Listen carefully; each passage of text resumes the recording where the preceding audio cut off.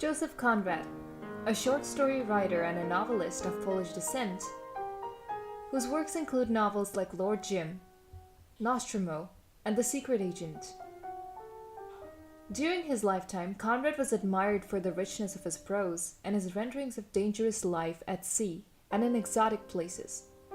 But his initial reputation as a masterful teller of colourful adventures of the sea masked his fascination with the individual when faced with nature's invariable unconcern, man's frequent malevolence, and his inner battles with good and evil. The sea meant above all the tragedy of loneliness. Set in the Malayan archipelago, his first two books caused him to be labelled as a writer of exotic tales, a reputation which a series of novels, like The Nigger of Narcissus and Lord Jim, seem only to confirm. But with words of his own, he gives the real reason for his choice of the settings. The problem is not a problem of the sea. It is merely a problem that has arisen on board a ship where conditions of complete isolation from all land entanglements make it stand out with a particular force and coloring. This is equally true of his other works. The latter part of Lord Jim takes place in a jungle village, not because the emotional and moral problems that interest Conrad are those peculiar to jungle villages, but because there, Jim's feelings of guilt, responsibility, and insecurity work themselves out with a logic and inevitability that are enforced by his isolation. It is this purpose, rather than a taste for the outlandish, that distinguishes Conrad's work from that of many novelists of the 19th and the early 20th century. They, for the most part, were concerned to widen the scope of the novel, to act, in Balzac's phrase, as the natural historians of society. Conrad instead aimed at the isolation and concentration of tragedy. According to Said in Culture and Imperialism, Conrad belonged to both sides of the imperial divide. Bhabha discusses the complexity and contradictions of colonial discourse, which he refers to as hybridity. This hybridity reflects the dynamic nature of colonial power, revealing how colonial identities are not fixed, but instead shaped by interactions always in a flux. We'll talk more about Said and Bhabha when we discuss post-colonialism and post-colonial literature. But for now, let's look at Conrad, whose view of life is indeed deeply pessimistic. In every idealism are the seeds of corruption, and the most honorable men find their unquestioned standards totally inadequate to defend themselves against the assaults of evil. It is significant that Conrad repeats again and again situations in which such men are obliged to admit emotional kinship with those whom they have expected only to despise. His narrator Marlowe has a specific method of storytelling, which has been described aptly in his Heart of Darkness. To him, the meaning of an episode was not inside like a kernel, but outside, enveloping the tale which brought it out only as a glow brings out a haze. This glow which brings out a haze is crucial importance. This narrative method, often used to describe Conrad's technique, has also been regarded as one of the chief features of modernism. Just like Virginia Woolf's luminous halo, this frequently used method has become a means of defining modernism itself.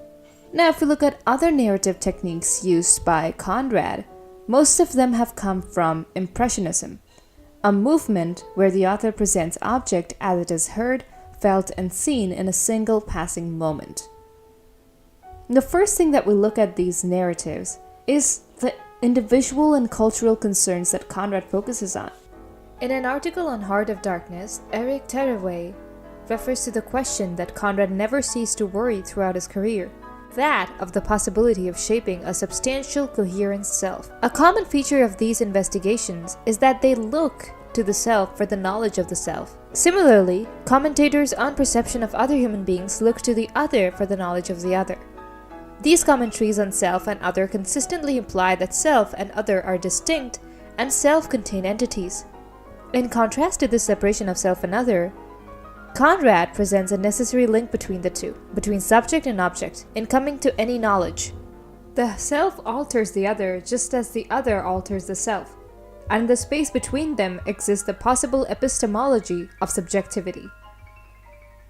Through the Impressionist theory, Conrad brings into question the 19th century assumptions of universal reality, suggesting instead that our perception and objective knowledge are both individual and relative, and that knowledge of objects and events cannot be universalized. His characters initially experience the world individually, and only later organize it to conform to the universal experience of the society. This reveals that even the seemingly certainty of perception is in fact uncertain. For Conrad, certainty is tenuous. The next thing we look at is E.M. Forster's Art for Art's Sake, where he says that you must render, never report, and where he claims that art is organic. Art synthesizes seamlessly. So Conrad wants to place the burden of his writing through the technique of Impressionism to posit the idea of a hidden truth without assuredly claiming that he can fully share that truth with the reader. In his technique of Impressionism is embedded an idea that the truth is shared aesthetically. Truth for him allows his writing to enact as an aesthetic expression without claiming to be able to fulfill the burden of sharing a philosophical truth. Edward Said problem of presentation. If we look at the narrative technique in Lord Jim, Conrad's Impressionist narrative technique lead to narratology and artistic representation, but also to the broader questions that concerns his views in Western civilization, the nature of the universe, the meaning of human existence. Conrad's techniques represent the way human beings obtain knowledge, epistemology, and identify these epistemological processes. In a well-known passage from his preface of The Nigger of the Narcissus, Conrad writes, "My task, which I'm trying to achieve, is by the power of the written word to make you hear, to make you feel, to make you see." Watt suggests perception not only of visual impressions, but of ideas. In order to make the reader see, Conrad employs Impressionist technique to represent his character's perception of objects and events, and to demonstrate that each perceptual experience is unique. Like other Impressionists, he presents perception as contextualized. It is a perceptual act located at a fixed point in space and time.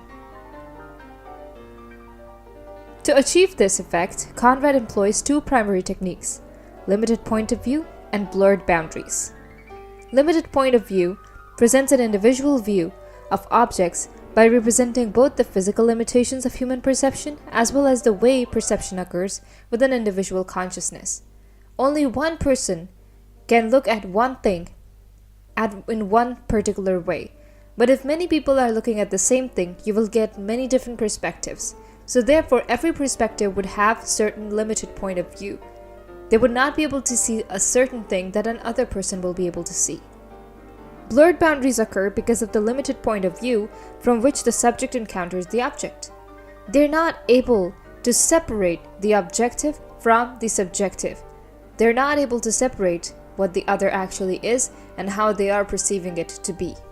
The perceiver's own subjective characteristic and physical point of view present the object in the light as they want to see them.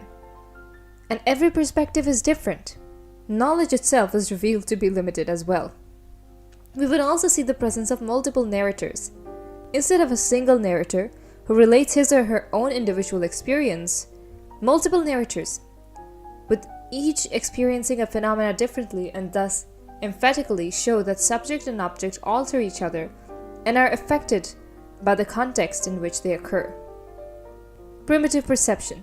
Primitive perception represents an initial sense impression before the observer organizes it into a meaning that accords with past experience. While civilized perception represents the impression after the observer organizes the initial experience and ascribes meaning to it.